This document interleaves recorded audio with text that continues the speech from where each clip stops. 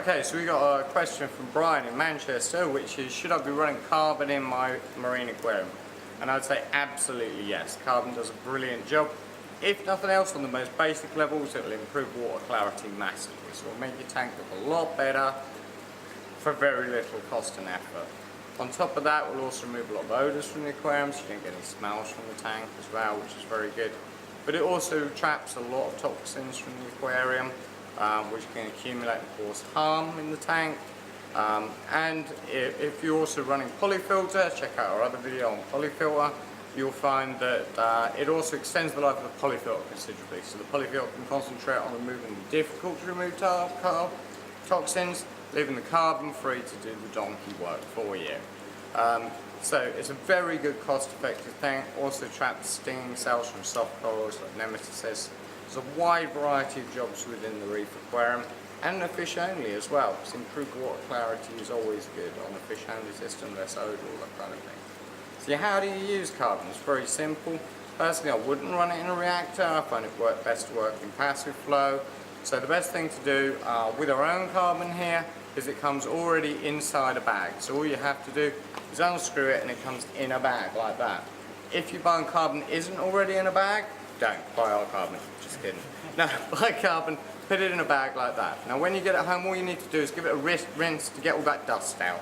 Okay, high quality carbon will have very little dust. Cheaper carbons have a bit more. Just give it a good rinse. You don't need to worry about using RO, you can just rinse it under the tap, that'll be plenty good enough. Get the bulk of the dust out and then put it in somewhere low flow in the sump, or you can run it in an external or an internal filter or even an air powered box filter. There's something where it's not going to be tumbled. You don't want to be grinding the particles together, releasing dust, which is going to make a mess in the tank. Now there have been some concerns with carbon on running things like, should I run carbon continuously? Yes, definitely. Always run carbon continuously.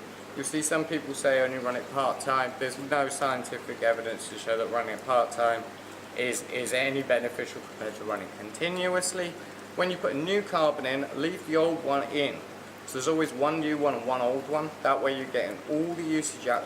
Your new one is there to guarantee that the job gets done, but you're getting all the usage out of the old one as well. Then when you put your third new one in, the last new one stays and the very oldest one gets discarded. Don't run it in a reactor, just run it in a bag, nice and low flow, nice simple approach. You want about 500 ml of carbon in about a 500 litre tank as a rough guide, and that will last about a month. If you haven't run carbon before, you might need a bit more at the start to clear up all the mess already in there, but once you're there, about 1 ml per litre per month is round about right. It's a nice easy improvement to your tank that's fairly low cost, and whenever you change your carbon out, I generally recommend changing your phosphate remover out at the same time, just because it gets you in the habit of changing both of them on a nice regular basis.